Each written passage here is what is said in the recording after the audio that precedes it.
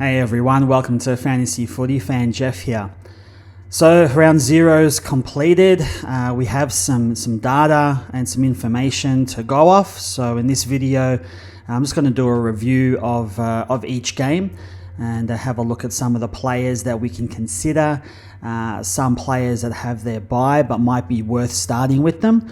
So I just want to get straight into it and talk about some of these players. So starting firstly with the Swans game and the Melbourne game, Matt Roberts, he definitely, I would say now, is a must-have on your bench at least, or maybe at M8. He started on the ground, which is obviously a good sign. He didn't start on the bench. He took 5 kickings and played on from all of them. He had a great first quarter. In fact, he had a pretty good first half, but then he faded away in the second half. He had 19 possessions, of which 16 were kicks, in 84% game time for 76 points. He also took 8 marks at 94% efficiency with his disposal. So they're all great signs for Roberts. He's got definite job security, and I think he'll actually score quite well for us. Just those stats are pretty good. 94% efficiency. He's not getting that every game, but at least it shows that he's hitting targets, which is good for his scoring. 8 marks is a good sign as well, so he's getting that loose ball across half back. So these are all great signs for Matt Roberts. So yeah, he's definitely in my team, as you can see, just starting on the bench there. Heaney is a surprise packet. So, he is on many people's never again list because he's burned us so many times. Now, with his game, now he started in the middle. He had 13 clearances and 7 tackles. He had 26 possessions, of which 18 were contested possessions, and he kicked a goal for 144 points. He did play a little bit up forward because he only had 58% CBAs, which is still a decent amount in the middle, but played up forward as well. So the real question is can we start him? Now he's got the round 5 bye. Is he worth starting in your team or waiting? Is the midfield role real this time? And he was playing against a quality side with a quality midfield, and he still put up 144 points. So look, it might be one to consider. It looks like we're having a few premiums now in our forward lines popping up based on their recent performances. With Sam Darcy going down, we now have Luke Jackson for a few weeks before Darcy comes back. Sam Flanders had a fantastic game over the weekend, and now we've got Heaney as well. So just a few things I think to consider if you're wanting to take a punt on Heaney. Actually, just having a look at Heaney. Where are we? I just want to have a quick look at Heaney's ownership. Let's have a look. So he's only owned by 3%. So a pod, basically. If you're wanting to go for that point of difference, that's another advantage if you want to start Heaney off, if you think that he's going to start really well in the season and have that permanent midfield role. The other one's James Jordan. He did all right. He started on the wing, very quiet in that first half. He only had 21% CBAs. When the teams were announced, he was named on the ball, but in the end didn't actually spend much time on the ball. Instead, he played on the wing. He ended up having 18 possessions for 81 points. So I think if you're thinking of having James Jordan, I think he's definitely worth it at his price. He's 50% owned now. That's probably off the back of his great preseason game, but he's still worth it. Priced at only 49. He got 81 in this game, and I thought he had an okay game. Particularly in the second half was when he did much better. He had 7 tackles as well, also a good sign. So I think he's definitely worth starting in your team because of his value, as opposed to waiting till after the bye, his early bye. So the other big talking point, of course, was the Grundy-Gawn battle. So Grundy only 52% owned. I actually thought that would have jumped up after his game against Melbourne, but not that much. Now he had 83% CBAs, so he's rucking solo, he's in the middle. He had 23 possessions, of which 15 were contested, which is a great sign for him, and he scored 139 points. And that was against a quality ruck, one of the best rucks in the comp, and he still put out 139 points. So that's a good sign for him for the future. So I'll definitely be starting with Grundy. At the very least, he's started off with 139 points. So if you're thinking of maybe upgrading Grundy to an English or a Marshall, then he's already off to a good start, which means that when his price starts to increase after his second game, so after his third game, then yeah, that price of his is going to jump because of this 139 he started with. So yeah, it's a good sign for Grundy and a good sign of things to come for him, I think. One of the big disappointments was Errol Goulden. That was a real surprise. There's a lot of talk about Goulden just having a sensational year, being in the top 5 scorers for the year. He's owned by 41% of the comp, so his ownership jumped after the preseason game, and it hasn't really dropped after this last game. So that's good, because you got to back your premiums in. He's not going to be, I mean, he got 77 points. He's not averaging 77 for the year. So I think next week against Collingwood, I think he'll do quite well. He had 54% CBAs, so he actually spent a fair bit of time in the middle of the ground as well. I do wonder whether that may have had an impact. Maybe he's better on the wing, getting a bit of free ball. He ended up having 20 possessions for his 77 points. He only had 55% disposal efficiency. That's what really hurt his score. But even if his disposal efficiency was higher, he wouldn't have scored a whole lot more than that, because we're expecting, like, what he averaged 111 last year, and that's what we're expecting as a minimum. We want him to get that anywhere between 110 to 120 average. Jake Lloyd, I'm only mentioning this because, he was the Seagull. We used to pick him, but, he's past it now. He played more on the wing this time in this game, and I think maybe that's where they're going to continue to play him. 13 possessions for 70 points, so I think he's only owned by 1%, so no one's picking him anyway, so we don't have to worry about him. Moving on to Melbourne, and Petrarca did Petrarca things. Had a good game, 26 possessions and a goal for 108 points. So if you're picking him for your team, he's owned by 20%. If you're picking him, you can be very happy with his output. He's going to have a really good year this year. Hopefully he gets around that 120 mark on average, 120 to 125, and I think there's every chance of that with him. Christian Salem, so he was a surprise packet in that preseason game when he played mostly in the midfield. So he still actually had something like, I think, 50 to 60% CBAs, Christian Salem, and he scored 93 points from 27 possessions. So he's playing obviously halfback, but playing a bit in the middle as well. So he's going to be that one that might rotate through now that Angus Brayshaw is obviously not in the team. Only owned by 3%, so he's a good pod if you're considering him. The other big surprise packet was Blake Howes. Now, 123k rook, only owned by 4%, but I expect that to be a little bit higher based on his score. He played well. He made a few errors early, but he also did some really good things as well. And now with that Bowie injury, that probably secures his spot even more.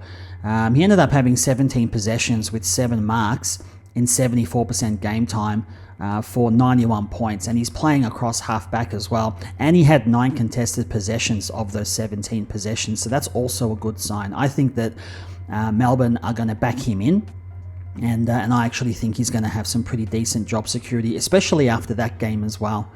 But yeah, we'll see anyway in round 1. Hopefully he's named, and he's named on the field. But with a score of 91 already, it might be worth starting with him, because he's going to get a pretty big price jump, and then we can always see how he goes after that. To if he ends up maybe this was a one-off, and if he ends up just getting 40s and 50s from here, well, we can wait till he bottoms out and then trade him over to a better rookie. But yeah, I've started him because of that score. Clayton Oliver, so we were having a look at him to see how he performed, because he hasn't obviously had the best preseason. The interesting thing with Oliver is that he still had the most possessions on the ground, along with Viney. He had 30 possessions in 82% game time for 90 points.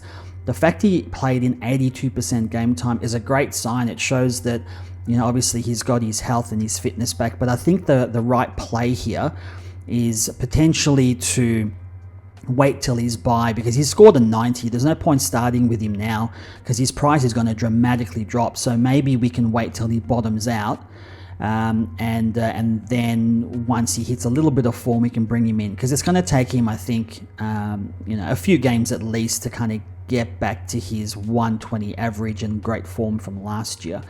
He's only 3% owned, so I think that will obviously increase over the year. But who would have ever thought that Clayton Oliver was a pod?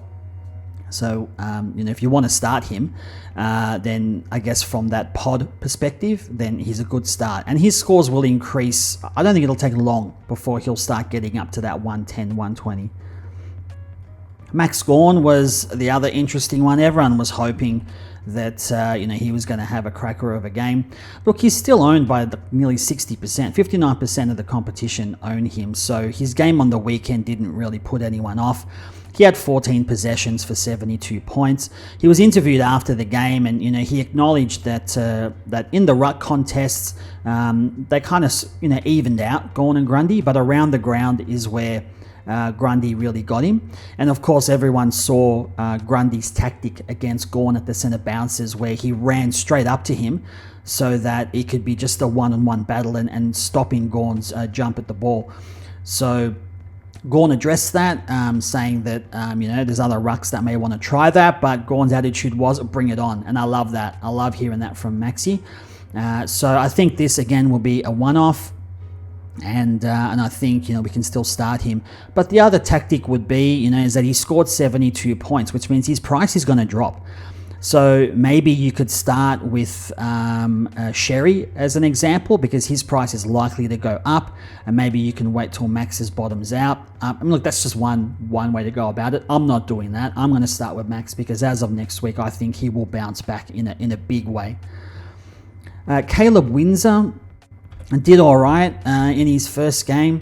He's a 180k forward, 38% owned, so that's quite healthy. He had 13 possessions in 81% game time for 53 points, so not really ideal start, only 53 points, but I think that will increase. He played 81% game time, pretty much played across the wing. So if you want to start him, then yeah, I think he's got job security, and I think he'll do well. But I also think that Melbourne will rest him, maybe even potentially start him as a sub or sub him off. I'm not too sure, but look, I'm not starting him. I just think 180k for a forward is a bit much. I think with the forwards we've got Harley Reid, Sexton, Wilson. I've got Manor in my forward line. I'm going to probably change that. I've got 54k in the bank, so I could probably upgrade that maybe to a Lazaro, get a bit of extra cash from somewhere else and get a Lazaro in there. But yeah, we'll see. I'm not too sure how I'm going to play that. Actually, with my team, this is the way it's structuring up at the moment, but I think I might make some changes to my team. I'm unsure a bit about Butters at the moment, how he's going to pull up. Buderick played really well, but I'm not sure if I'm going to start him, maybe after the bye with just one price increase. And then maybe I might think of bringing in Luke Jackson, because I've been big on Luke Jackson when Sean Darcy's not in the team, especially, when he's only got he's probably got about 5 or 6 games before Darcy comes back and rucks properly. And that's going to get us off to a fantastic start with him. And then if we need to trade him at his bye, not at his bye, but if we need to trade him a little bit later on to get him out because Darcy's come back in. Well, I think that's a trade that I think is worth it, considering the start. I think, excuse me, considering the start I think Jackson's going to have. The disappointing thing was Billings. So he's 26% owned. I'm pretty sure it was a lot more than that. And he was the sub, unfortunately. And he came on midway through that third quarter. He only ended up with 2 possessions in 38% game time for 11 points. So he didn't even really do much when he came on the ground. So I think if you got Billings, then definitely go for another mid-pricer. You know, we've got Fife, Jordan, Harms, even Mackenzie as well, maybe. So there's a few little mid-prices or lower end mid prices with these guys. So, but yeah, definitely I think we need to get off Billings. The other one everyone was looking at was Bailey Laurie, and because he's a 125k forward, only 3% owned, that probably makes sense because he didn't do that great. 42% game time he had just for 20 points, subbed out halfway through that third quarter. Which brought Billings onto the field. So, yeah, I don't think he's an option for your forward bench. Moving on to Brisbane. Excuse me, sorry. Moving on to Brisbane. Lachie Neale had a really good game. Only 4% owned, so Lachie's a bit of a pod. He had 25 possessions for 112 points. So he had a decent game. Had a fair few contested possessions. That's always a good sign. I'm just not sure he's going to get back up to that, 120 to 130 that he had a few years ago. I think that 110 average is probably what he's going to average, for the year. So I don't see a lot of upside in him. Yeah, he's a pod and he's scored well in the past, and you may want to back him in that he might do well again this year. But just off that one game, small sample size, I just don't see a lot of upside in him. And that I think goes for Dunkley as well. So he's only 5% owned as well, so he's a bit of a pod. He had 21 possessions and 101 points, and I think he could have potentially gotten more. I didn't actually really notice him a lot during the game. I don't know whether that's a good or a bad thing, but yeah, not one that I'm considering. Of course, it was so sad to see what happened with Kitty Coleman. He tore his ACL in that tackle when he was kicking the ball at the end of that second quarter, and he was subbed out, and he's no longer an option. So 25% owned still. I'd say that'll go down to 0% by the time everyone gets a chance to look at their teams and find a better option. But we hope that obviously he recovers really well throughout the year. All the best for him, and that he gets back for the start of or for preseason next season. And he's definitely going to be a lot cheaper. I would say he will be in a lot of teams starting next year because he'll get that big discount. Another interesting one actually from Brisbane was Jared Lyons. Now, he's only 258k, and we know that he can score because he's scored really well in the past. He had 19 possessions with 9 tackles in 70% game time for 106 points. He played at half forward, but he did have 51% CBAs.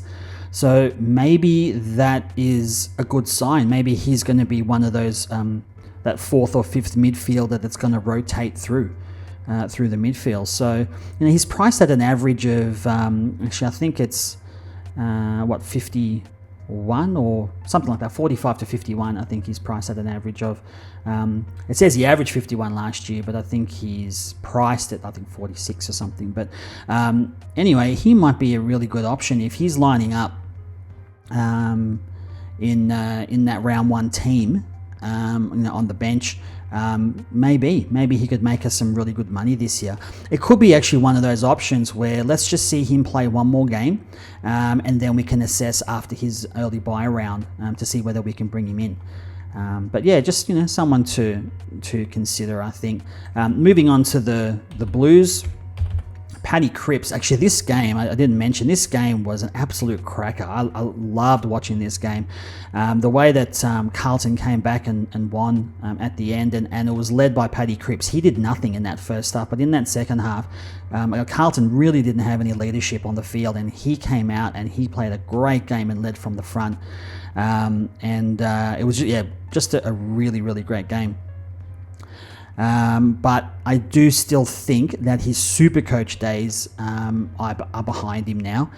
He had 23 possessions in 79% game time with a goal for 84 points. So, I don't think he's a SuperCoach option, but I did still want to mention him because I was just so impressed with his game. Zach Williams. He's worth it. He's worth that 216 price. He's 41% owned. He did really well. A definite viable option in your defense. He had 19 possessions in 80% game time for 73 points. So that's really encouraging. That in his first game, he's played 80% game time, which just shows where he's at with his health and fitness. He looked really good off half back. And definitely worth it at his price. I think he could have actually potentially scored a lot more. He didn't really add to his three-quarter time score at all, actually. I think hence he finished on 73. So he could have actually done a lot more than that, but I think he's a great pick for the year. You may want to bring him in after his early buy, but I'll be starting him just because of the value. And I don't want to waste a trade on bringing him in when I know that I'm definitely going to have him anyway. Fantasia, he was okay. Did better in the second half, but he didn't really contribute to the game as much. But like I said, worked hard in the second half. Had 11 possessions in 71% game time for 35 points. He's cheap, but he just didn't do enough. Unfortunately, another ACL injury, Doc, after everything that he's been through. It was just so sad to not only see his injury. I mean, everyone watching the game, I just thought he might have jarred the knee a little bit, but now it's been confirmed as an ACL and he's out for the year. So we really wish him all the best, and hopefully he has a really good and smooth recovery, and that hopefully he's back by the preseason, and he'll be another one with a pretty decent discount and maybe worth a look next year.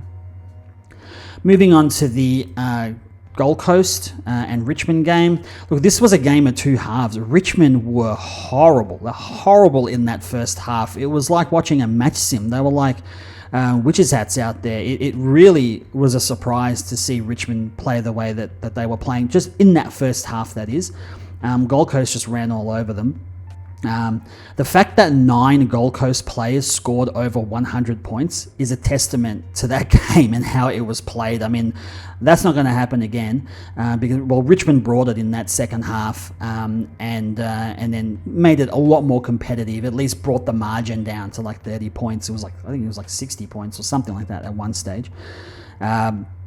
So I think with this game, it's not really, I don't think we can truly measure some of the Gold Coast players' potential for the year based on this game, just because of the way that Richmond played in that first half.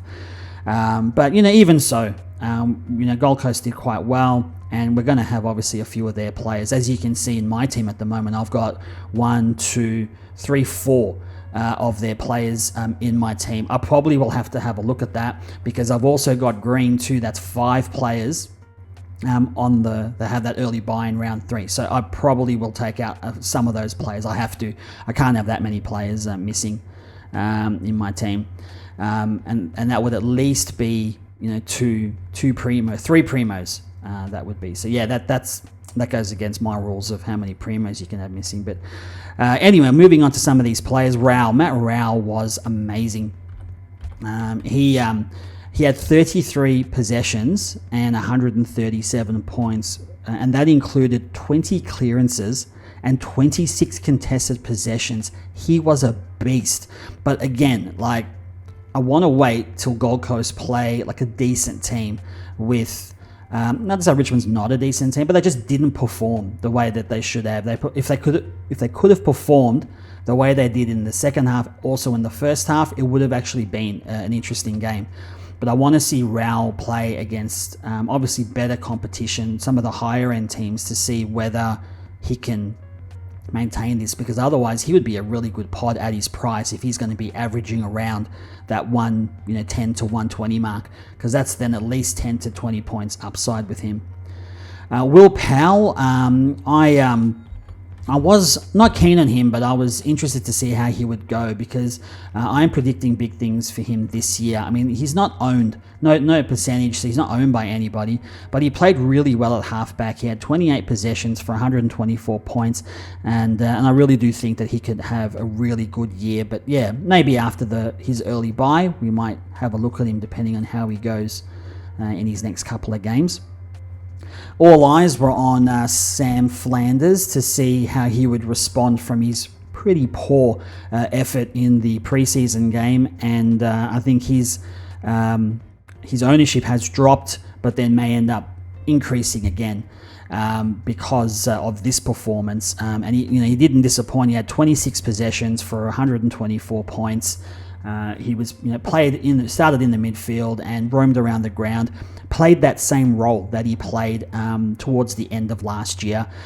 So I think if you're going to start him, he's a good option, or you may wait, let him have that one price increase, and then get him in after his bye maybe. But he looked really good. Speaking of looking really good, Tuke Miller, he had a great game, looked great, ran all day. I was really looking out for him, how he was moving when he wasn't around the ball, and he's just constantly moving, constantly jogging, which reminds me of the Tuke Miller from a few years ago when he was averaging 120, 130. So he looked really good. He had 28 possessions in 82% game time for 116 points. It was great to see that his time on ground was in the 80s, which I think shows that he's fully fit, recovered from all of his injuries, and I think he's going to have a really good year this year. I was surprised at Butterick's output. He's only 4% owned, I guess he's a pod. I mean, he's 300k, so he's a little bit pricey, but he looked really good. I think he's absolutely cemented a spot in that back pocket. He had 21 possessions for 94 points in 84% game time. He's a great cheap option in our defense this year if you can squeeze him into your team, but maybe the option is to wait till he has that price increase and then get him in after.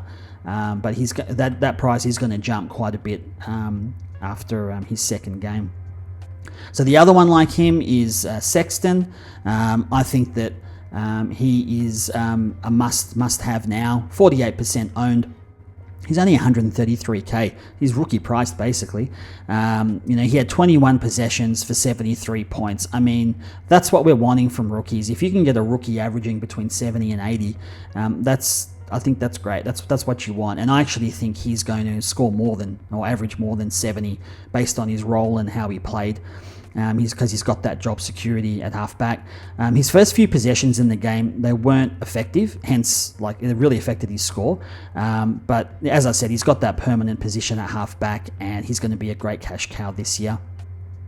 Moving on to the Tigers, Jaden Short had a really good game.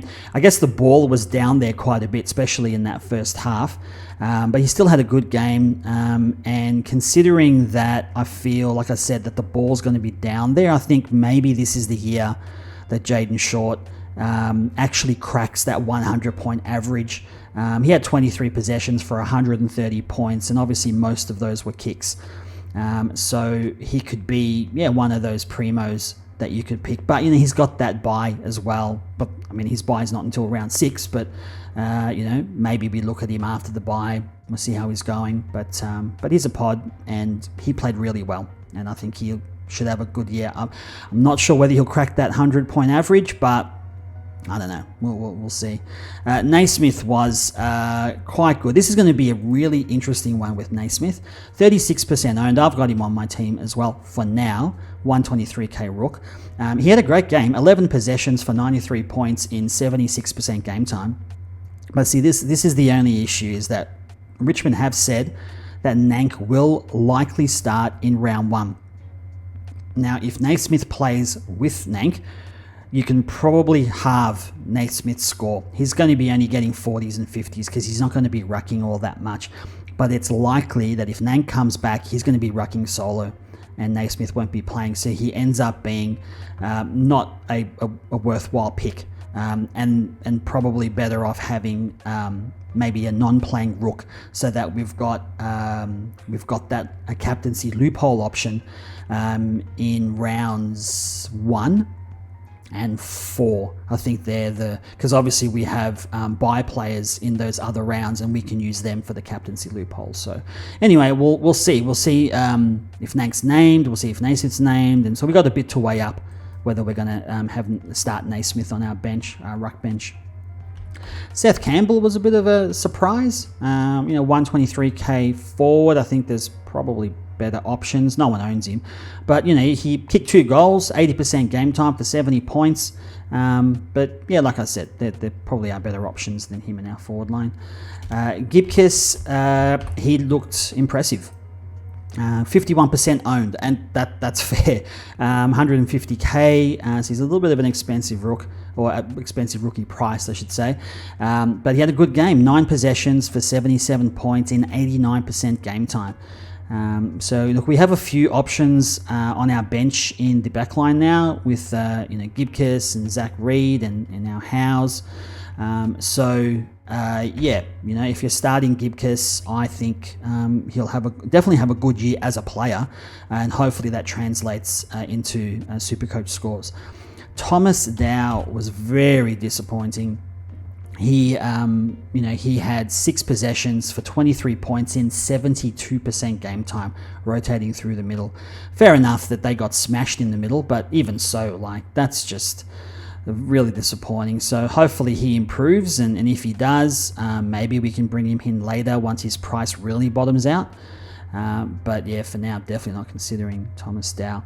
So moving on to the last game, so the Giants and the Pies. So Tom Green, just a beast. He's 28% owned, and that's would be a lot higher if he didn't have that early buy. But I want to start him. I mean, he ended up having 30 possessions and a goal for 132 points, and he's got North and West Coast before his buy. So I think that his price is going to skyrocket. And I think that if you're planning to get him in after your buy, expect that he is going to be a lot more pricey than what he's at now. Because I think he's going to have a fantastic year. Many experts have tipped him for the Brownlow as well. So I'm actually really excited to start him. Lockie Whitfield, we're always wondering whether he's going to go back to that old average that he used to have. He's only priced at a 93 point average. He had 33 possessions for 109 points. Is he going to get back to at least 100 to 110 average? Then we've got a bit of upside with him. I'm not sure. I'm not starting him. He's a pod, 3% owned, but I might wait on him. Himmelberg, I've been big on Himmelberg. He's only 2% owned, so he's a pod. People might be waiting, or coaches might be waiting till he finishes or has his early buy, and then we'll look at him after that. But he played well, 24 possessions for 101 points, and I think that he probably will average around that 95 to 100 points this year, and he's only priced at an average of 80. But as we know with Himmelberg, he has trained for the first time in defense for the whole preseason, and he's playing in defense for the whole season. So that's a good sign for anyone who's thinking of owning him. I might wait till he has that buy. I know his price is probably going to go up a little bit, but I might wait, and I might bring him in after that. I'm not too sure, but I'm pretty bullish on Himmelberg having a good year this year. Cadman, he was okay. I think we all thought that he was going to do more in the ruck. He didn't even get a hit out. 14% owns. There's a few that own him. There's 127k forward. He had 10 possessions, 2 goals for 55 points. So I don't know. I think he's going to be a slow burn this year. Jacob Ware, he played on the wing. 7% owns. There's a few that own him. 123k mid. 11 possessions for 48 points in 78% game time. I think he'll do better than that throughout the year, playing on the wing, at least until Isaac Cumming comes back into the team. But for now, I'm not going to be picking him. Harvey Thomas in the forward line. He 4% owned, few own him, 117k forward, but he only had 9 possessions in 82% game time for 40 points. I think there's a chance that he doesn't really have that job security and might get subbed out or be used as the sub. So moving on to the pies, and Nick Dacos, man, like he is going to have such a great year. He's 70% owned now. All this talk about, don't own Dacos, and we're not sure about Dacos because he's got the early buy and everything, but that right there just shows like 70% owned. I think everyone sees that it's just such a benefit to start with him. He had 34 possessions and a goal for 130 points, 16 contested possessions in those 34. He did give away 3 free kicks, so that actually took away from his points. He had 79% CBAs, and that's what I wanted to see. He's playing in the midfield this year. Last year, when he averaged more than 70% CBAs, or when he got more than 70% CBAs, he averaged 133. So I think for me, he's a must-have to start with. I know everyone's worried about the buy, but by the time that buy comes around, I think he will be averaging around 120 to 125, and his price will skyrocket. And then how are we going to get him in after his buy? Because he's going to be so pricey. And not to mention that in our first few rounds, we're doing corrective trades. That's what we want to use our trades is, especially for rookies. We've got to get our rookies right, and maybe one or two changes with your team. Whether you want to do the whole start with a premium, then with premiums that are playing, and then wait till a player that a premium you want to get in, but he's got his early buy, wait till he has his buy, and then do that premium to premium trade. I mean, I wouldn't recommend that, but yeah, getting back to Dacos, I think just an absolute must for me. I've had Dacos in my team from day one, and that's not changing. Charlie Dean. So he did all right. 9 possessions in 96% game time for 55 points. He had a few goals kicked on him, and I think once Jeremy Howe comes back into that team, he'll probably move out. So I don't think his job security is very good. If you've got the Goey, or you're looking at the Goey, he's 5% owned. So there's a few that own him. That was very disappointing from him. 21 possessions in 79% game time for 43 points. That's very disappointing from him. Disappointing output. For that matter, a lot of players were very disappointing. Collingwood didn't obviously play the way that they usually played. Giants were fantastic. And I expect, though, that a lot of these players that played well under their potential, like the Goey, will definitely step up as of probably next week or the week after. They call it the Premiership hangover. So, they're probably a bit behind everyone else, but you don't want to make excuses because the Giants actually played really, really well. But the Goey, hopefully, he steps up for his owners anyway. So that's all the players for all the games. It's fair to say that I'm probably going to be changing my team a little bit. The structure will probably stay the same, but I can't be having 5 players out on that early bye. I'll obviously have a look at Naismith, whether I'm going to have him or not. I'm thinking about Luke Jackson. It's one of my rules: when Darcy's out, bring Jackson in. When Jackson's out, bring Darcy in. So that's sort of where I'm at, but I will make some changes. But there are some last-minute tips and reminders I just wanted to share with everyone. Just remember, you got to back your gut. Back your gut. You've had players in mind for your team all pre-season. Us content creators are just a guide, really just a guide to confirm what you've already decided on. Just remember that. So just back your gut. Remember too that club coaches can name teams with players not in their position. So for example, if you see Tom Green lining up at half forward, or he's been named at half forward, you know that that's not going to happen. So don't get thrown don't get thrown by that, because we might see that in round one, where some players are not named in the side where they're supposed to play, and so don't think, oh no, they're not playing there. Or you might see a player named on the ball and you're like, oh, what? I didn't think he's going to be named on the ball, and then he doesn't end up playing there. So just, we know where all the players are going to be playing, so don't get thrown off by the teams when they're named. Just remember as well to have no more than 1 or 2 premiums missing per early buy.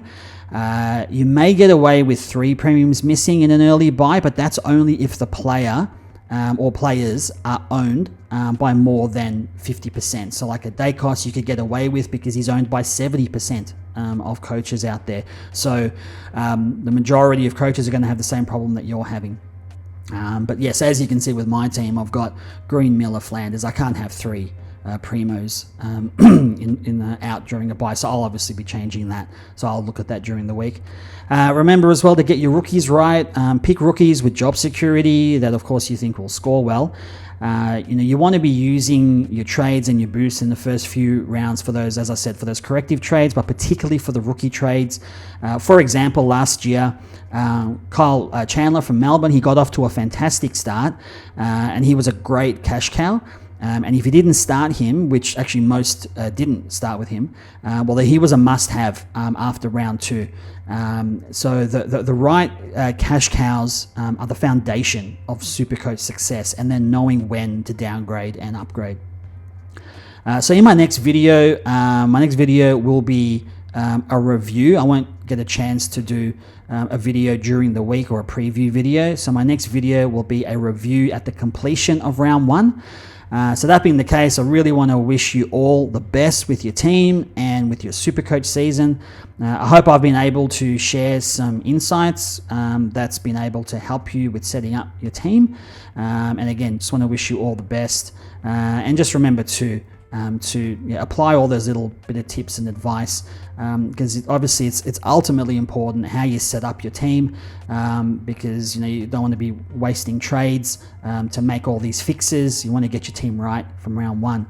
So look, thanks everyone for watching. Really appreciate it. Hope you all get off to a great start in SuperCoach next week, and I'll catch you in my next video.